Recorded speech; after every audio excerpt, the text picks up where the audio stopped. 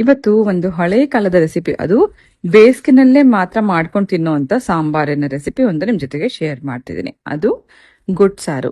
ಈ ಸಾರು ಮಾಡೋದಕ್ಕೆ ಸ್ಟವ್ ಹತ್ಸೋ ಹಾಗಿಲ್ಲ, ಒಗ್ಗರಣೆ ಬೇಕಾಗಿಲ್ಲ. ದಿಢೀರಾಗಿ 5 ನಿಮಿಷದಲ್ಲಿ ನೀವು ಮಾಡ್ಕೋಬಹುದು. ಹಾಗೆ ಇದು ಮಧ್ಯಾಹ್ನದ ಊಟಕ್ಕೆ ಹೇಳಿ ಮಾಡಿಸ್ತಂತ ಸಾಂಬಾರ್ ಅಥವಾ ಸಾರು.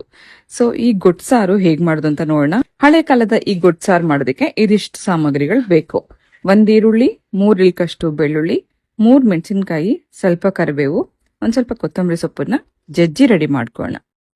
ಹಳೆ ಕಾಲದ ರೆಸಿಪಿ ಬಾಯಿಗೆ ಒಳ್ಳೆ ರುಚಿ ಕೊಡ್ತಾ ಇದ್ದಿದೆ. ಈ ರೀತಿ ಕಲ್ಲಲ್ಲಿ ಜಜ್ಜಿ ಅಥವಾ ರುಬ್ಬಿ ಮಾಡ್ತಾ ಇದ್ರಿಂದ ಅದೇ ರೀತಿ ಮಾಡ್ಕೊಂಡ್ರೆ ಚೆನ್ನಾಗಿರುತ್ತೆ. ಅಥವಾ ನೀವು ಇದನ್ನ ಮಿಕ್ಸಿನಲ್ಲಿ ಕೂಡ ಮಾಡ್ಕೋಬಹುದು.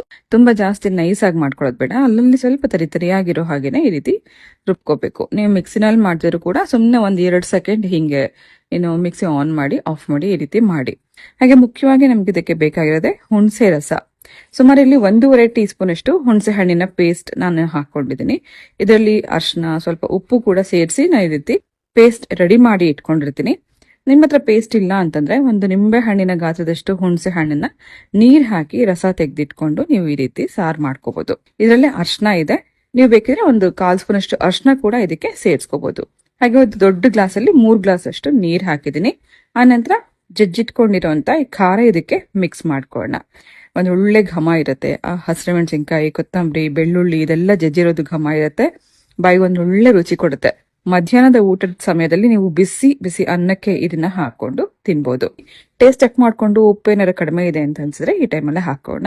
ಈ ಸಾಂಬಾರಲ್ಲಿ ಯಾವುದಕ್ಕೂ ನೀವು ಖಾರ ಜಾಸ್ತಿ ಆಗ್ಬಾರ್ದು ಅಥವಾ ಹುಳಿನೂ ಜಾಸ್ತಿ ಆಗ್ಬಾರ್ದು. ಈಕ್ವಲ್ ಆಗಿದ್ರೆ ಮಾತ್ರನೇ ಇದ್ರ ರುಚಿ ಚೆನ್ನಾಗಿರುತ್ತೆ. ಸೊ ಇನ್ನೊಂದ್ ಕಡೆ ನಾನು ಇಲ್ಲಿ ಬಿಸಿ ಅನ್ನ ಕೂಡ ರೆಡಿ ಮಾಡಿ ಇಟ್ಕೊಂಡಿದ್ದೆ.